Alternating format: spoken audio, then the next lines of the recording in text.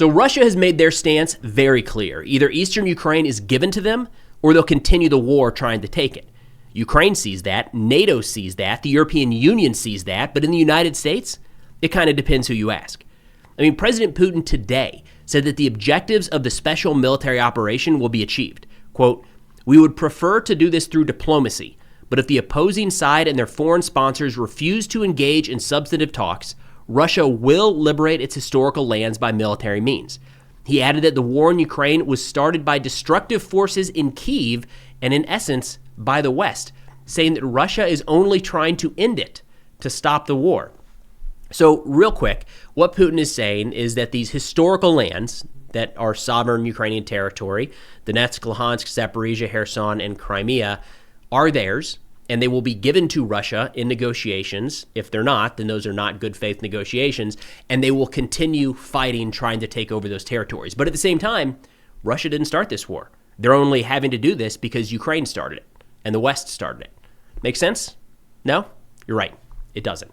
Now, fortunately, a lot of people are kind of seeing through this, but not everyone. We got a couple clips from NATO, the EU, and then a pretty interesting one here from President Trump. But first, I want to give you an update on a fundraiser we kicked off a couple days ago for Cars for Ukraine. 4 different trucks to 2 different Ukrainian units. We're knocking it out of the park here. 41,000 euros raised in like a week. This is insane.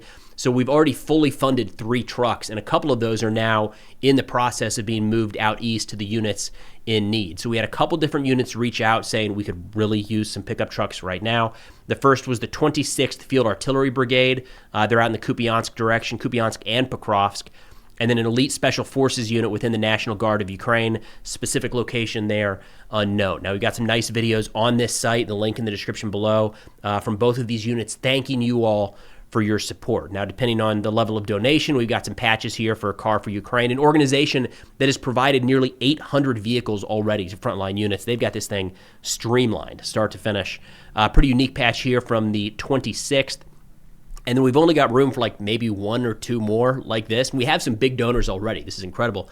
But 2,500 euros or more, you get a custom message on the side of one of these vehicles. So again, knocking it out of the park here, guys. This is so cool to see. And I'm excited that we're going to be able to, hopefully in the next week or 2, be able to share some footage and pictures of these trucks being delivered to the frontline units that need them. So again, for anybody interested and able, the link to contribute will be in the description below.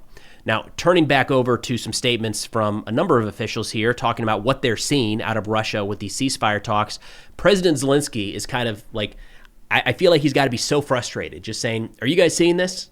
Do you see this? He's not actually interested in peace. He put out a long statement today where Zelensky said, quote, "Today we again heard signals from Moscow that they are preparing to make next year a year of war. These signals are not only for us. It is crucial that our partners see them, and not only see them, but also respond, especially partners in the United States who often say that Russia wants to end the war. The courage of all partners is required to see the truth, acknowledge the truth, and act accordingly." I want to thank everyone who supports Ukraine. And it's been a similar message coming out of NATO and the European Union. NATO Secretary General Mark Rutte, just about a week ago, put out a statement saying, hey, war is coming. We need to be prepared.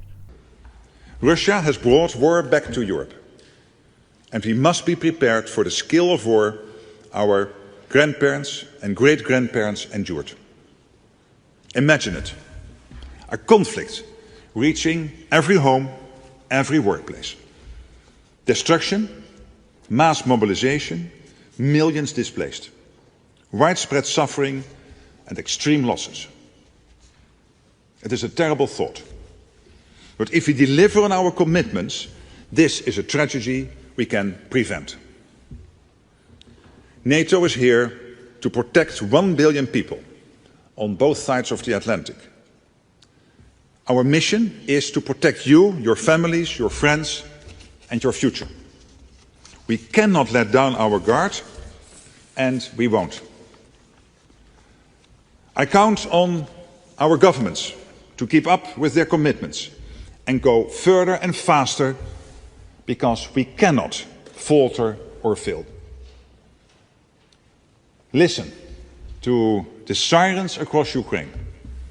Look at the bodies pulled from the rubble. Think of the Ukrainians who might go to sleep tonight and not wake up tomorrow. and what is standing between what's happening to them and what could happen to us? Only NATO. I have a duty as Secretary General to tell you what lies ahead if we don't act faster, invest in defense, and continue our support for Ukraine.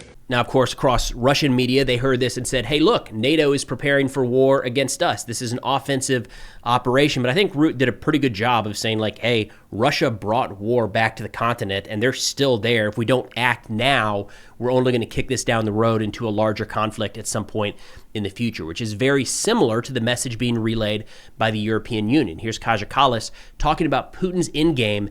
Just a hint, it doesn't stop in Ukraine. Well, what we have to keep in mind is that why countries want to be in NATO is because they don't want Russia to invade them, to attack them. And that's why, Sweden and Finland joined NATO. That's why the Baltic states joined NATO, to have this defense umbrella, really. Now, if this is not in question, or this is out of the question, then we need to see what are the security guarantees that are tangible. They can't be, papers or promises. They have to be, real troops, real capabilities, so that Ukraine is able to defend itself. We have to understand that Donbas is not Putin's endgame. If it gets Donbas, then the fortress is down, and then they definitely move on with taking the whole of Ukraine. And if Ukraine goes, then other regions are also in danger. We know this from the history, and we should learn from history. Now, I think those are both great messages coming from NATO and the European Union. They've been pretty consistent for quite a while now. I think you all know my frustration here. We voiced it quite a bit, is they're talking the talk. They're not really walking the walk. The door has been open. The United States has stepped back. I think it's been very clear for a while now that the U.S., at least this administration, is not interested in leading the support of Ukraine as they continue to fight back and try to defend themselves against Russia.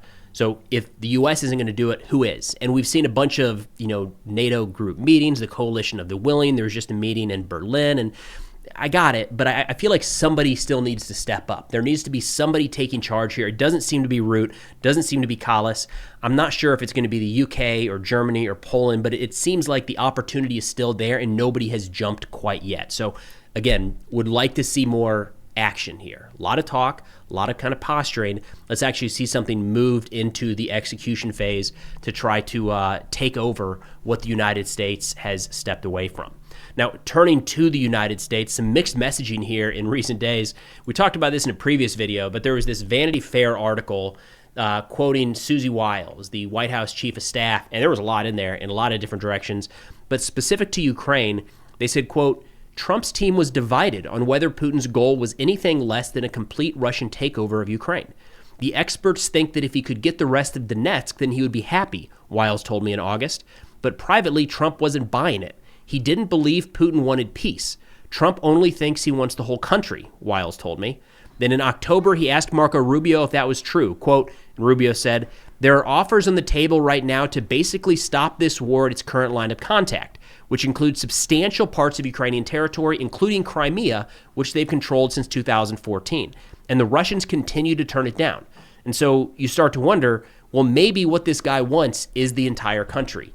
So I think a good question there is exactly what experts in the White House are saying, that Putin will be satisfied with just Donetsk, when even Putin says that's not the case. And we got a clip from today that maybe speaks to that a little bit. Here's President Trump on how Witkoff knows nothing about Russia, but he's a pretty nice guy. So I don't know, maybe that counts for something.